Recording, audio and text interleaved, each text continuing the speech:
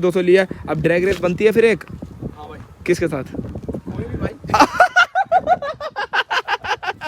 जब तक RS पे थे ना तब तक ये कोई भी नहीं निकलता था, ये RS से RC कन्वर्ट होते ही कोई भी ले आओ, कोई दिक्कत वाली बात थोड़ी है। अपनी RS की सर्विस करवा के आता हूँ, फीडबैक का वो ऑप्शन आता है ना, 0 फीडबैक देता हूँ बजाज को। लेकिन भाई क्या नाम है, RS खरीदना मेरी जिंदगी का सबसे बड़ा पछतावा था, अब गलती हो गई बैठा के कर सकते हो। है। ये तो अच्छा कंटेंट बताया करा है भाई। है। हाँ। जीत गई थी। हाँ।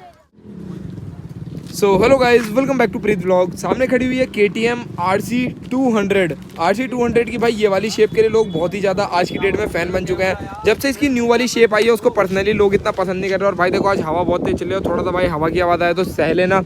तो आज हम इस बाइक का एक ओनरशिप रिव्यू करेंगे। आई होप सो आप लोगों ने ये बाइक मेरे चैनल पर पहले भी देखी होगी। तो मैं इसकी आज पूरी स्टोरी बताऊँगा। सीन क्या भाई, देखो जो बंदे ने RS ओन करी और 1 साल चलाई मुश्किल से, और उसमें भी भाई बंदा परेशान रहा और बेच के RC परचेज कर ली।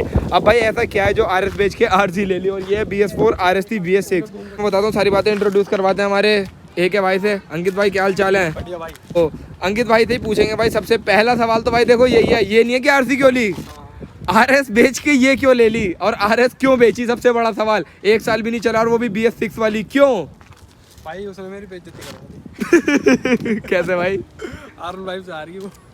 ये तो मामूली बात है BS6 RS के लिए। हाँ। अरे भाई वो कमियां कुछ ज्यादा आ रही थी उसमें। जैसे कि देखो अभी वो रिसेंटली उसका साइलेंसर निकल चुका है नीचे से, क्योंकि ग्राउंड क्लियरेंस कम होने की वजह से। अच्छा। और वाइब्रेशन तो भाई पहले से ही है। क्लच प्लेट कितनी बार चेंज कराई उसकी? एक बार ही हुई है क्लच प्लेट तो। एक बार हुई है। अच्छा, तो और क्या कारण है बेचने के? और भाई बेचने का कारण भाई उसकी जो वाइब्रेशन है ना वो बढ़ती जा रही है, पता नहीं क्यों। या तो वो सर्विस की वजह से कर रही है, या फिर पता नहीं, मैं थोड़ा ऐसे चलाता हूँ हमारा। भाई वो तो बनी इस चीज़ के लिए है, रफ चलाने के लिए, उसमें तो कोई दिक्कत नहीं है। स्पोर्ट्स बाइक है, रफ ही चलाते हैं मोस्टली लोग। हाँ भाई। तो मतलब बेचने का मेन कारण मुझे समझ में नहीं आ रहा कि क्या है। भाई पता है, मतलब देखो मैं इसको भी चला रहा हूँ उसको भी चला रहा हूँ, ठीक है, बट लेकिन जो पावर में फर्क लगता है वो है, पावर में फर्क है कितना? बहुत ज़्यादा। मतलब इनिशियल मिड रेंज में भी है। इसका टॉप एंड मतलब कम हो, बट लेकिन फिर भी उसको बीट कर देती है। वो तो आम बात है, KTMs के लिए तो आम बात है किसी बाइक को बीट करना।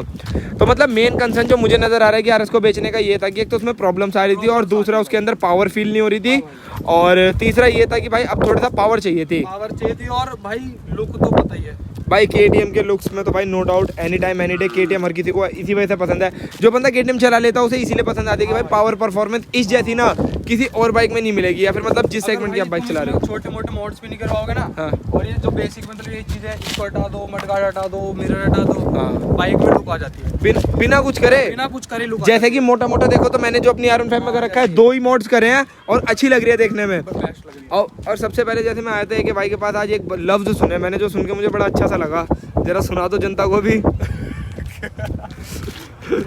भाई मैं बैठा हुआ था, ऐसी भाई से बात कर रहे थे, तो भाई पता क्या बोलते, यार मुझे ऐसा लग रहा है मैंने RS खरीद के बहुत बड़ी गलती कर दी। भाई इतना मलाल क्यों? भाई बस इसीलिए मलाल है, मैं क्या बताऊं, वो थोड़ा मैं वीडियो में नहीं बता सकता क्यों। क्योंकि और लोग भी देखेंगे वीडियो को। हाँ। बस वही है। और फिर एक चीज़ और भी है ना, जब खरीदी थी तब तो भाई बड़े फैन थे, मतलब RS क्यों, जब मुझे वो प्रॉब्लम नहीं दे रही थी कुछ। पहली बार 200 सीसी मतलब देखी थी, ली थी, चलाता तो मेरे से भी था, बट हाँ। लेकिन उसमें थोड़ी ज्यादा फील आ रही थी। मतलब उस टाइम पे इतना एक्सपीरियंस नहीं था इसका। मतलब नए बिगिनर बंदे को ना, मतलब जो अपनी बाइक आती है वही अच्छी लगती है। वही वाला मसला है भाई। अच्छा चलो, RS तो इस वजह से बेच बाच के नक्की कर दी, अब अपनी RC ले लिया। तो RC ले लिया, कितने टाइम से चला रहे हो अभी से? भाई इसको ऑलमोस्ट 2 साल हो चुके हैं। नहीं वो तो भाई के पास थी। हाँ, वो तो मतलब फैमिली में ही थी एक तरीके से, मैंने पहले भी दिखाई है सबको ये। बट अभी पर्सनली जब से हुई है तब से कितने टाइम से चला रहे हो लगभग? 1 महीना मानो। 1 महीना। अच्छा, 1 महीने में KTM के साथ कैसा एक्सपीरियंस रहा, क्या अच्छाई क्या बुराई? बस एक ही बुराई लगी मुझे, अगर इसमें ABS होता ना भाई, बाइक में कोई कमी नहीं है। ABS? हाँ, मुझे आदत हुई बढ़िया ABS की। चलो वो तो धीरे धीरे ना आदत छूट जाएगी, वो तो कोई दिक्कत नहीं है। जब इसे चलाने लग जाओगे ना तो वो आइडिया लग जाता है, पता है कि भाई जब चलाने लग जाओ। उसके अलावा क्या दिक्कत लगी है इसमें? वैसे तो कुछ दिक्कत नहीं लगी, बट लेकिन ये इसके थोड़े मतलब पार्ट लूज होने लगते हैं ना, जैसे ये चेन है। हाँ। ये चेन देखो बहुत ज्यादा लूज हो रही है। हाँ, इसकी मड गार्ड में लगती है, आवाज करती है, कड़। हाँ, ये आवाज आ रही है इसके अंदर से। वो आवाज करती है। चैन मोटी है ना इसकी, इस वजह से थोड़ी सी चैन ना साउंड करती है यार। KTM की चैन के साथ है यही चीज। ड्यूक की भी, मेरी वाली ड्यूक है ना, उसकी भी चैन आवाज करती है। और इसमें एक छोटी सी प्रॉब्लम आई थी, जैसे इसको साफ धो देते हैं, मतलब पानी वानी मार देते हैं, तो इसका मीटर चला जाता है कभी कभी। ये पता है, ये कभी-कभी। हाँ ये होता है इनके साथ। ये भाई देखो पुरानी BS4 है तो ये बटन ऑन करूँगा तब ऑन होगी। अच्छा ये चला जाता है कभी कभी, मतलब फिर सूख जाती है, फिर वही नॉर्मल। अच्छा अगर एक बात करें इसकी भाई, चलो RC 200 ले ली है, RS भी 200 ही, हाँ भाई, एवरेज में कितना फर्क है दोनों में? एवरेज में तो भाई देखो फर्क है कितना? वो जहाँ भाई 28-30 का मतलब देती है, वो मैंने टायर बड़ा डलवा दिया था, जब से उसकी माइलेज भी ड्रॉप हो गई है। कितनी हो गई थी माइलेज भाई उसकी 25 से 1 की मानो तुम। बहुत अच्छा ज्यादा। 140 सेक्शन के टायर के साथ RS एवरेज दे रही थी 25 का, हाँ और जब 130 के साथ चल रही थी स्टॉक टायर के तब 28-30 का। हाँ हाँ जब और ये कितना दे रही है?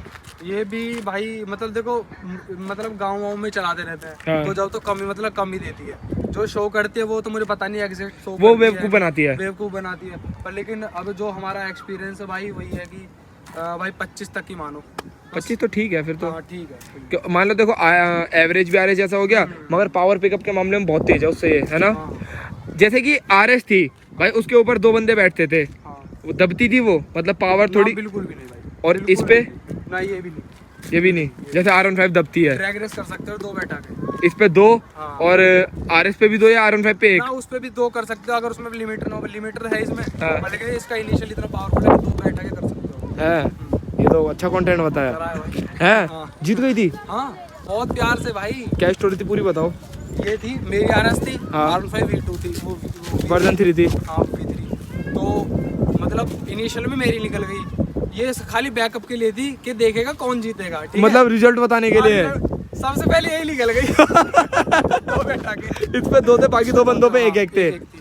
भाई परफॉर्मेंस यार पावर पिकअप में तो RCO कोई बीट नहीं करता, या KTM को बीट नहीं कर सकता। हाँ। सस्पेंशन में फर्क लगा होगा RS के और इसके में। हाँ जो इसके फ्रंट वाले सस्पेंशन है ना, ये USD थोड़े हार्ड है, थोड़े से हार्डर साइड है। और पीछे वाला? पीछे वाला तो बहुत सॉफ्ट है। पीछे वाला बेस्ट बहुत- सस्पेंशन बहुत लगता है। ज़्यादा soft है। पीछे वाला पता soft नहीं पड़ेगा भाई कोई बम्प है। हाँ, बाकी गियर वगैरह कैसे हैं, एक्सीलरेशन वगैरह, बाकी सारी वो तो चीजें, भाई बेस्ट है बिल्कुल। मतलब अभी- जैसे हाँ। जैसे RS से अपग्रेड करा है, मेजर किन चीजों में फर्क लगा है? जैसे राइडिंग पोस्चर है, कमर वमर में दर्द नहीं हुआ? वो तो भाई मुझे अभी तक ऐसा फील नहीं हुआ है, क्योंकि देखो मेरे हाथ वाथ मतलब ठीक है, लंबे मतलब हाइट है की? हाँ हाँ देखो मैं अब बैठ के दिखाऊं तो पैर भी पूरे आ रहे हैं, हाँ, और हाथ भी इतना इतना है मेरे पोस्चर। कोई दिक्कत नहीं है। कोई भी प्रॉब्लम नहीं है भाई। बट इस पे पिलियन नहीं बिठा सकते।